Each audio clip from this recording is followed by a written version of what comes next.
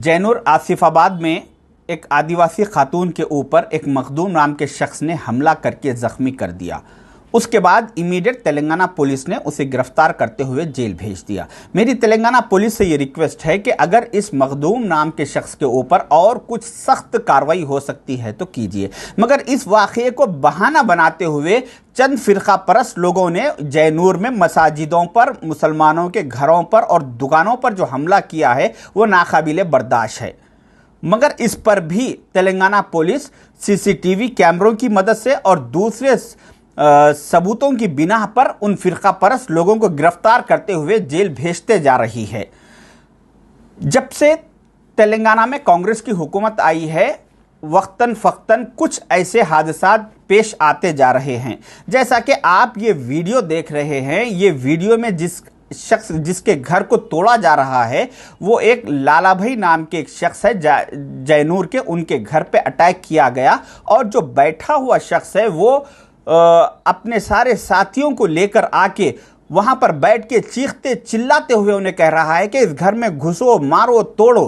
तो इस शख्स का जो बैठा हुआ शख्स है, इसका नाम है कनका यादव राव। ये बीआरएस का एक्स लाइब्रेरी चेयरमैन है। सुनने में आया है कि ये केटीआर साहब का बहुत करीबी लोगों में से माना जाता है। तो मेरी केटीआर साहब से ये रिक्वेस्ट है कि केटीआर साहब ऐसे अपने पार्टी के लीडरों को इमीडिएट पार्टी से सस्पेंड कीजिए और पार्टी के दूसरे सारे लीडर्स को ये स्ट्रिक्टली ऑर्डर्स दीजिए कि ऐसे चीज़ों से, ऐसे वाक़यात से दूरी अख्तियार करे। ऐसा इत्तेफाक क्यों हो रहा है केटीआर साहब कि तेलंगाना में जो भी गड़बड़ हो रही है उसमें कहीं ना कहीं कुछ बीआरएस के बड़े ओहदों पर रह चुके लीडर्स का ही उसमें उन लोग ही लीड कर रहे हैं ऐसे वाक़यात को।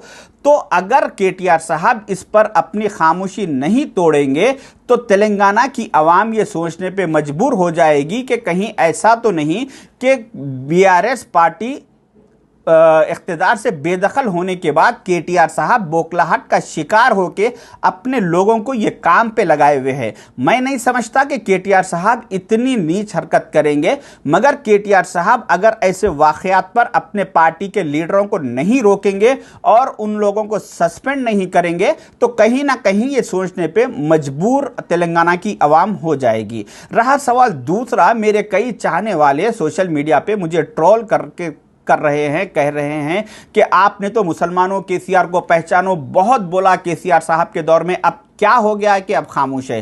तो मैं मेरे उन भाइयों से, तमाम लोगों से कहना चाहूँगा कि जब हम ऑपोजिशन में थे उस वक्त हमारी कोई सुनवाई नहीं होती थी, कोई डिपार्टमेंट हमारी बात नहीं सुनता था। इस वजह से हम मीडिया के ज़रिए से लोगों तक जो पैगाम है वो पहुंचाने की कोशिश करते थे। मगर आज हम हुकूमत में है, आज हमारा काम एक कोई ऐसे हादसे पे मजम्मती बयान दे देना हमारा काम नहीं है, बल्कि हमारा काम है हालात पे नज़र रख के उसको कम्प्लीटली कंट्रोल किया जाए। उसी तरीके से जिस दिन से ये वाक़या पेश आया उस दिन से मैं जैनूर के कई लोगों से मैं कांटेक्ट में हूँ। डेली मेरी दिन में उनसे 10 बार बात हो रही है और वहाँ के सारे तफसीलात लेके मैं हमारे सीनियर लीडर जैसा कि मोहम्मद अली शब्बीर साहब है और दूसरे मिनिस्टर्स है उन लोग तक पहुंचा रहा हूं। और मेरी वहां के एसपी साहब, डीएसपी साहब से भी कंटिन्यूसली मैं उनसे भी फ़ोन पे राब्ते में हूं। मैं अपनी कोशिश बराबर कर रहा हूं।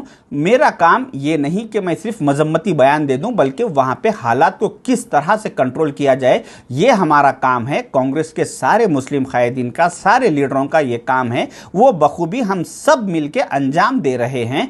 तो आवाम को चाहिए कि ऐसे हालात पे कुछ सिर्फ हमसे बयान की उम्मीद ना रखे। जैसा कि आप लोगों ने देखा कि जो एक बार जब भी कोई ऐसे वाक़यात पेश आते तो उस वक्त हुकूमत की नाकामी उस वक्त समझी जाती कि जब ये वाक़यात को हुकूमत रोकने में नाकाम होते जा रही है। तो मगर यहाँ पर जैसे ही एक फ़िरका परस्त लोगों ने मंसूबाबंद तरीके से वहाँ पर जो हमला किया, अटैक किया, उसके फ़ौरन चंद घंटों में सीएम रेवंत रेड्डी साहब, जिसके पास होम मिनिस्ट्री भी उन्हीं के पास है, वो इमीडिएट सारी पुलिस फोर्स को वहाँ पर भिजा दिए और सारे हालात को अपने कंट्रोल में ले लिया। आप लोग शायद देखे होंगे कि जो एक दफ़ा सोशल मीडिया पे वीडियोस, फोटोज़ वगैरह आए वहाँ के हादसे के, उसके बाद कोई भी एक वीडियो, फ़ोटो आपको नहीं देखने में आएगी, क्योंकि इसकी वजह यह है कि पुलिस पूरा वहां पे कंट्रोल कर चुकी और उसके बाद से चंद घंटों में जो वाकया हुआ उसके बाद से आज तक कोई एक छोटा सा भी नाखुशगवार वाकया पेश नहीं आया। तो इसकी वजह यह है कि पुलिस वहां पे बखूबी अपना काम अंजाम दे रही है और लोगों को ये एतराज़ है कि क्यों वहाँ पे मुस्लिम कायदीन, वहाँ पे कांग्रेस के लीडर्स वहाँ पे आज तक दौरा नहीं करे। इसकी वजह ये है कि अगर कांग्रेस के लीडर्स वहाँ का दौरा करेंगे तो उसके बाद कुछ फ़िरका परस्त पार्टियों के लीडर्स भी अपने दौरे शुरू करेंगे और गैर जिम्मेदाराना बयानबाजी करते हुए माहौल को ख़राब करने की कोशिश करेंगे। इस वजह से पुलिस ने सारे पॉलिटिकल लीडर्स को वहाँ पे आने पे कुछ दिनों के लिए पाबंदी लगा दी है, क्योंकि हमारे लोगों में सियासी शऊर की थोड़ा कमी है। दूर अंदेशी से ज़रा हालात पर नज़र रखिए, देखिए कि पिछले चंद सालों से जैसा कि कर्नाटक में कांग्रेस की गवर्नमेंट है, वहाँ पे ऐसे कुछ हालात पेश आए। उसके बाद फिर तेलंगाना में कांग्रेस की गवर्नमेंट है, यहाँ पे वक्तन फ़क्तन फिर हालात कुछ ना कुछ ऐसे हादसे पेश आते जा रहे हैं। फिर हिमाचल प्रदेश में जहाँ पे कांग्रेस की गवर्नमेंट है, वहाँ पे एक छोटे से इशू को, एक मस्जिद जो 10 साल पहले आज से बन चुकी थी, उस मस्जिद को पर 4 फ्लोर जो कंस्ट्रक्शन किया गया है वो विदाउट गवर्नमेंट के परमिशन के किया गया है। तो इतने छोटे से इशू को लेकर वहाँ पे हिमाचल प्रदेश में हज़ारों नहीं बल्कि लाखों लोग रोडों पे निकल के आके एहतजाज कर रहे हैं कि कैसा ये मस्जिद को, इलीगल मस्जिद को पर रखिए, इसको डिमोलिश कीजिए, फलां फलां इस तरह से।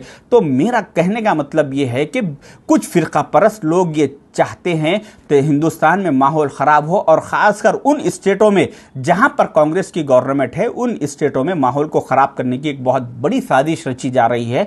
तो हमें चाहिए कि कांग्रेस के ऐसे वक्त में हमें कांग्रेस का साथ दे, क्योंकि कांग्रेस का वो फ़िरका परस्त लोग कांग्रेस के दुश्मन इसीलिए है कि कांग्रेस हमेशा से जहां जहां कांग्रेस की स्टेट में गवर्नमेंट है वहां पे SC ST OBC minority majority सारे लोगों को बराबरी का हक देना चाह रही है और सबकी बुनियादों को मजबूत करने का काम कांग्रेस कर रही है। इस वजह से वो लोग नहीं चाहते कि माइनॉरिटीज के बुनियादें मजबूत हो, इसलिए कांग्रेस को बदनाम करने की पूरी साजिश है। ऐसे बुरे वक्त में, ऐसे ख़राब वक्त में हमें चाहिए कि कांग्रेस का साथ दे, बल्कि इस हालात को समझे, सियासी शऊर बेदार करे, दूर अंदेशी से काम ले इस वजह से। और बहुत जल्द इंशाल्लाह जैसे ही जैनूर के हालात पूरे काबू में आ जाएंगे, उसके बाद वहाँ पे पूरी जो भी है भरपाई करने की हुकूमत से बराबर कांग्रेस के मुस्लिम कायदीन नुमाइंदगी करेंगे। शुक्रिया, अल्लाह हाफिज़।